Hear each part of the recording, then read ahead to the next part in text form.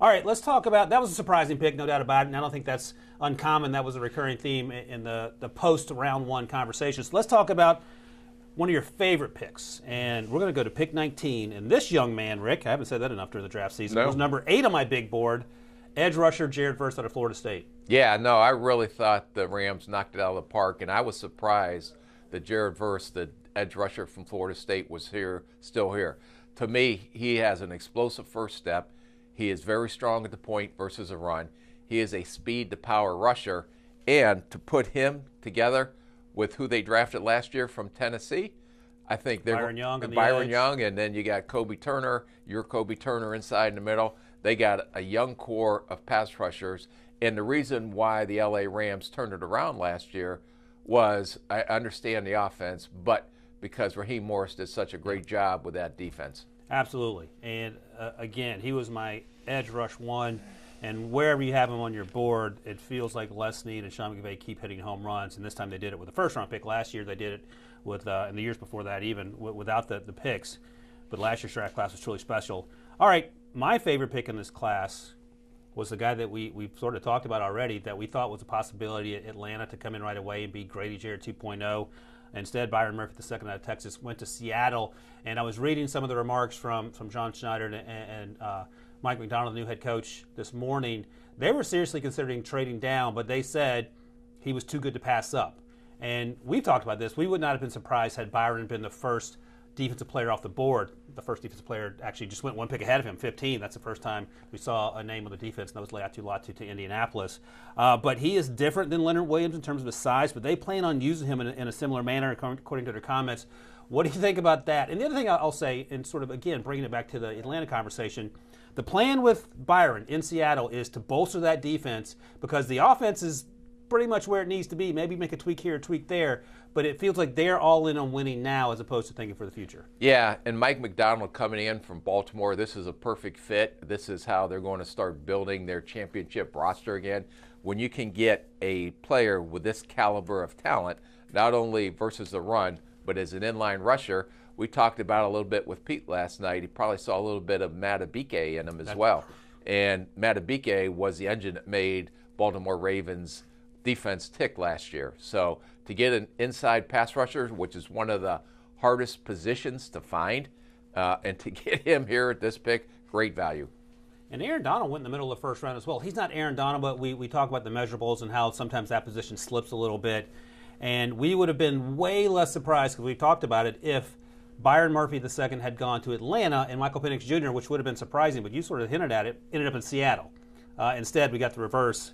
And right now, Seattle feels like the better football team because they've improved their roster starting in September, as opposed to 2 or 3 years down the road. Yeah, and we talk about the NFL being a space game and offense, and we saw all those offensive players go off the board.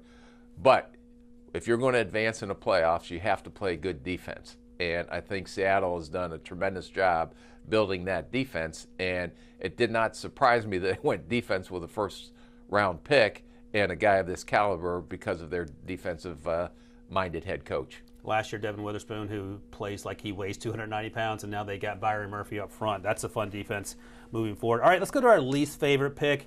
And just so we're clear, again, it doesn't reflect on the player so much as maybe the fit with the team they landed, because all these guys that got drafted I had as top 45-ish players except for Bo Nix, and we'll talk about him certainly at some point. But you went with Jordan Morgan, played left tackle at Arizona, had shortish arms. Maybe he moves inside. He went 25 to the Green Bay Packers. Yeah, and this is when you get in the lower of the first round, everybody's board starts to change, and it's a little different. And I was a little surprised that Jordan Morgan went to the Green Bay Packers. Now, I know he lined up, played left tackle. He does have shorter arms. I think he is a good athlete. I think he needs to get stronger. I think he needs a lot of technique work. But the reason I was surprised about this and didn't like it as much because Graham Barton and Tyler Guyton were both still on the board at the same time. And I had those guys higher as football players on my rankings than I did Jordan Morgan. And here's the thing. We'll find out together for the next 2 or 3 years who's right. You got a pretty good track record. My track record less so. All right, so I preface that to say this next here. My least favorite pick, and I went back and forth on this, and I love J.C. Latham. You love J.C. Latham more than me. His nickname is Trench King because he takes very seriously his job of displacing people who stand in front of him as his day-to-day. But him, number 7 to the Titans, and this is the only reason, Rick, because it sounds like, according to Rand Carthon, the GM, and new head coach Brian Callahan, their intention is to move him to the left side where they need a left tackle. Andre Dillard, they have since moved on from him. Nicholas Petit-Frere is currently there. Their left guard is last year's first-round pick, Peter Skronsky, who had a really good rookie season when he was healthy. But I'll just ask you this. J.C. Latham, really good against the run. I think he has some things to clean up in pass protection. Right tackle only, played right guard a little bit at Alabama. And here's why I have him on the list. Olu Fashanu was sitting there, who ended up going to the Jets. Feels like a home run pick as we sit here now. Why? Well, I know why. They like J.C. better. But would you have considered Fashanu there when you know you need a left tackle? Yeah, well, that was all the discussions that you're having in your draft meetings. And I'm sure Bill Callahan, and if you're going to be questioning his judgment on offensive linemen. Like I said to you in the car, what does he know about offensive lines? But I'm sure they went down there to Alabama. Okay. When I was I heard from Alabama's pro day that he had a tremendous workout. Very impressive from an athletic standpoint. The one thing that he does, I know in pass protection, when you watch him on the right side, he was a little susceptible to inside counter moves. I think that can get cleaned up. It's more technique than it is pure physical ability. So it'll be a little bit of adjustment for him going over to the left side. But probably knowing Bill Callahan, he probably went down there. They worked him out on the left side, thought that, hey, this is a guy that we can definitely clean up. There's no question about his power as a run blocker. There's no question about if someone's going to rush him down the middle, he's going to squat on any type of power rush move. He's not going to get collapsed back into the quarterback. Right. So technically, if they feel he has good enough feet to play the left side, we can clean up the technical things. This may be a home run for them. And again, if J.C. Latham had gone as the first offensive tackle, number 5 to the Chargers, that would make more sense to me than the Titans. But the Titans have done a lot more work on J.C. than I have. You know J.C., and I'm not doubting his abilities. I just wonder. No, you're just doubting Bill Callahan. Again, I don't even. Who is that guy? I'm kidding. Bill Callahan, Hall of Fame coach, and it makes sense that he would know a little more than me. What's your Twitter handle? RyanWilson.com? No, at Spielman_Rick. That's what. Send all angry tweets. Oh, it's not .com? No, it's not .com. Rick is working on 3 hours sleep, so this is what we're going to get today. All right, let's go to the favorite trade of the night. And Rick, for you, it's the Cowboys, and their fans may have been a little antsy about this. They moved back from 24, and they got to, where'd they end up? They got to 29, and they were still able to get right tackle out of Oklahoma, Tyler Guyton, who has some left tackle capabilities, perhaps?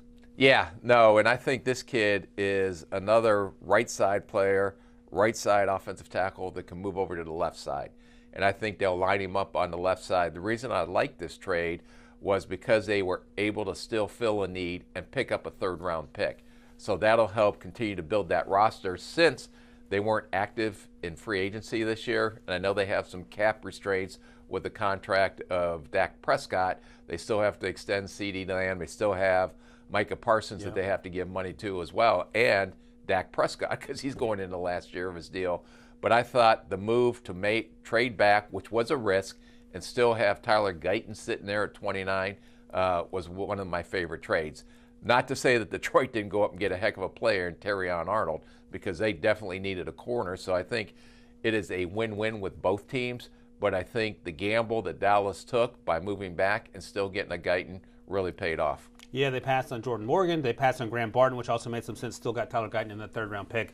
That feels like a win, even if Cowboys fans were frustrated that Jerry Jones wasn't quite as active in the offseason as they were hoping for. My favorite trade of the night, and the more I reflected on this, I'm going to give both teams a thumbs up on this. The Chiefs moved up with the Bills, and we talked about it last night. I could not believe the Bills would give Yeah, crap. you must have had a good night's sleep last night because you were very mad at the Bills, just like probably the Bills fans. The Bills fans are fired up. They get Xavier Worthy, 4.21 Worthy, and he's now catching bombs like he's Tyreek Hill in Kansas City, where the Bills also needed wide receiver help. But here's the thing. They traded back, and you see here, they get a fourth-round pick from the Bills, so they moved up from the 5th to the 4th.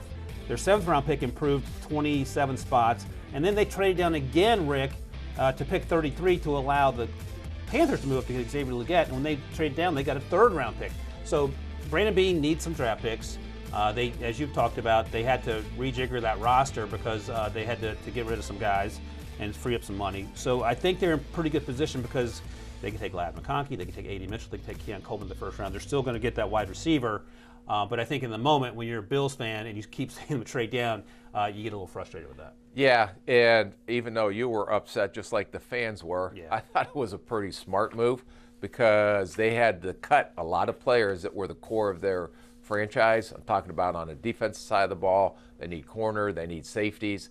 And this is such a deep receiver class that if they and Brandon Beane are looking at their board and they say, hey, if we move back, we're still going to get the same guy we would have taken if we stayed where we were at in the first round, why not pick up and accumulate more draft picks, still get our guy, and help our roster? And that's exactly what they did. All right.